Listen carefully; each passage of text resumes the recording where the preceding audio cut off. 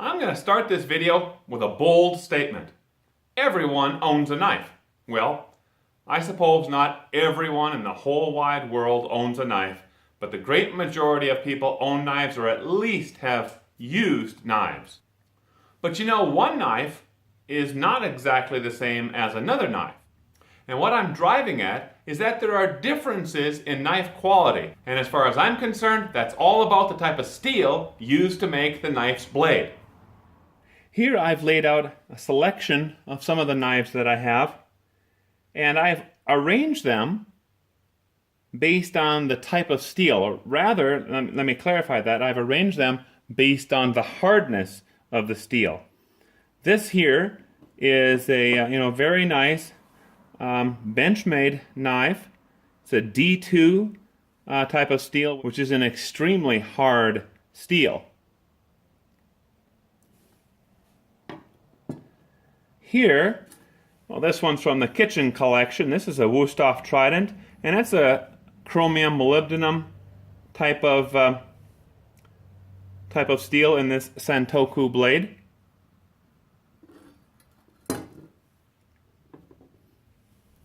This one here is kind of a popular knife. This is the Sog Seal Strike.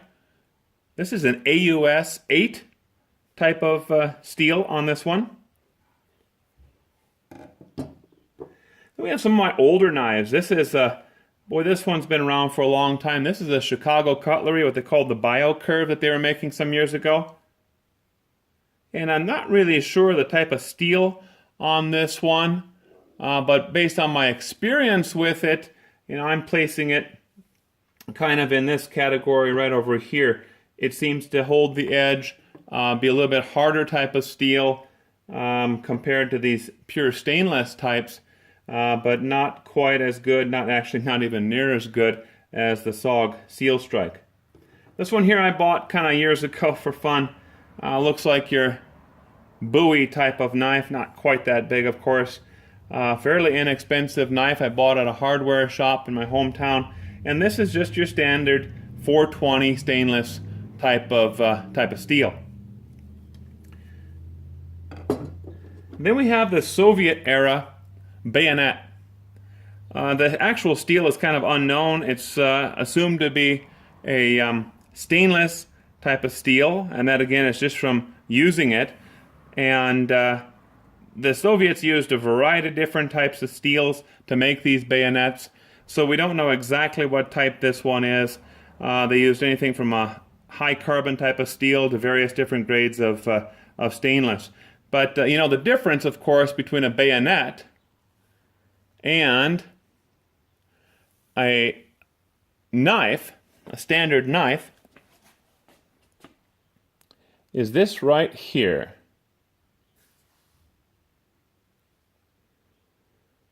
See that edge? Right there. Notice how it's straight-walled here, and that the blade edge is only on one side. Almost like a scissors. Whereas on a standard knife, we have that edge on both sides.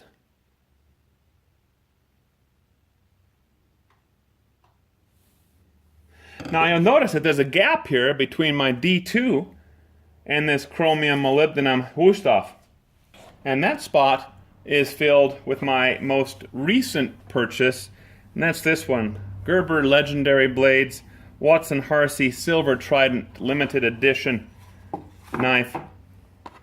And this is just a nice knife.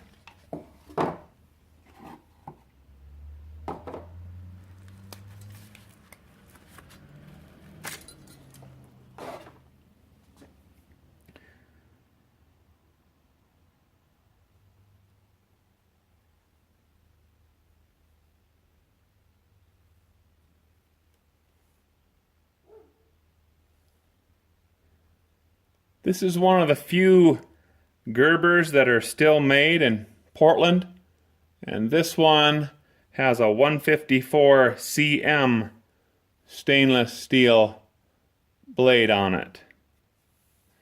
So these knives, as they're laid out right here, are arranged by the hardness of the steel, from D2 all the way down to the lower like 420 and 440 stainless steels on this end. But I can rearrange these in a different way. In fact, it's almost an exact opposite arrangement if we start talking about knives and think only about their ease of sharpening.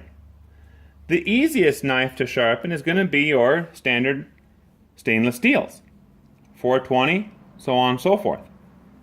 The hardest, most difficult blades to sharpen going to be your harder steels, like these D2. What you have to be concerned with, of course, is that the material, or let's call it the abrasive that you're using to sharpen the knife, is harder than the steel itself. So what I've started doing actually for all of my knives is to sharpen them with diamond hones, and then sometimes I'll finish it also with a leather strop just to put a real nice final finish on it. But I'll tell you this, any knife can take a fantastic edge. You don't have to have a D2 to have a very, very sharp knife. In fact, the simple bayonet blade right here can be sharpened just as well as my D2. Let me show you what I mean. Now this is kind of a simple and quick test to see how sharp your knife is, and it's just a piece of paper. If you can apply just light pressure to the blade on that paper and you get her to slice through, and you've got a pretty sharp blade there. The problem, of course, comes in is that these effectively softer steels are not going to retain that sharpness as long. But no knife is going to retain sharpness forever. Knives that are used a lot, like a kitchen knife, they're going to be sharpened a lot. Now I sharpened this one not too long ago, and it's still holding that edge very nicely.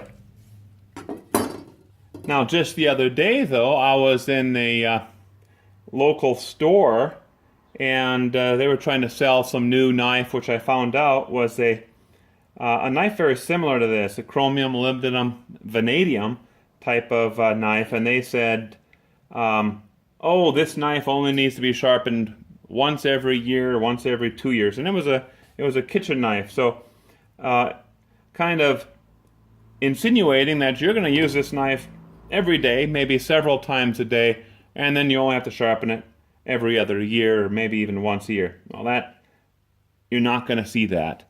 That's just not reality. This D2 knife right over here hasn't been used for a little while, but of course it's still retaining the edge like it should. And the other thing I'd like to point out about this array of different knives is, of course, the cost. This one was absolutely free. It came along with a rifle that I bought not too long ago, with the AK rifle, and it was just part of the package. This one, I think, of course it was like 35 years ago that I purchased this, but I think I paid $10 for it. Paid a little bit more for this one some years later. And then we're getting into, knives over $100 and a couple $100. These sorts of things. And this. So you see, you're paying for the quality of the steel. You're going to pay more for it. And yes, as you get a better steel, you do need to sharpen it less often than the less expensive steels, but hey, they all need to be sharpened at some time or another. So if you're out shopping for a brand new knife, maybe gearing up for the hunting season, something like that, there's certainly some things to consider. Cost, which seems to correlate very well with the steel type, and then of course, how easy it is to sharpen one of these knives. These are simply easier to sharpen on this end. More difficult to sharpen that end. But once you got these sharpened, they're going to hold an edge a whole lot better. So which knife do I recommend? Well, I like knives. I like a lot of different knives. And I see that there's a knife for all different seasons. But seriously, if you're looking at getting a new knife heading out for a deer season, elk camp, those sort of things, you know, the knives that have been with me for all these years, that Chicago Cutlery BioCurve, I can't kick on that. That thing has served me so well for decades. But there's new stuff out today, and probably some newer, better steels available. And you know what I really like for a deer hunting or a hunting camp type of knife? You know, this Benchmade knife is really excellent. I'm not a huge fan of these gut hooks. I don't really need those. But Benchmade and a D2 blade is really nice. The other one that I like an awful lot is the Sog Seal Strike. This again is the AUS 8 type of steel. Kind of one of those best of both worlds type of knives, or type of knife steels. This is a light enough knife, has a very, very nice sheath with it, very well thought out sheath that comes with it, ready to be hooked onto your belt. And the weight of it is not such that it's going to be a pain for you.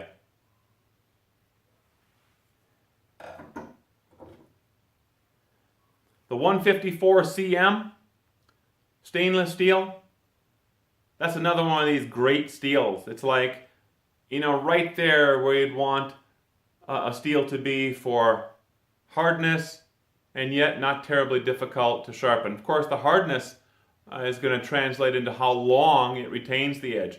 The problem with this one is it's a hefty knife. So carrying it around for a long period of time hunting, and it's a big blade, you really don't need it. Not for hunting type of applications. Am I going to get rid of this thing? No way. This is a cool knife, and I really like this knife. In fact, it's one of my favorites. Well, there you go. No real conclusive answer for you, but certainly some things to think about. And maybe after this video, you'll be a little bit more comfortable going in and shopping for a knife. Don't just worry so much about the price tag. Look at the type of steel, get a feel for it in your hand, and then you'll be able to make a satisfying purchase that'll last you a lifetime. You know, knives are really great that way. They don't really cost that much, at the most a couple $100, and some of the custom knives are hundreds and hundreds of dollars, but everything that I showed you here, most is just a couple $100. Every one of these is going to last a lifetime, even the least expensive thing that I took out today. Hey, thanks for watching.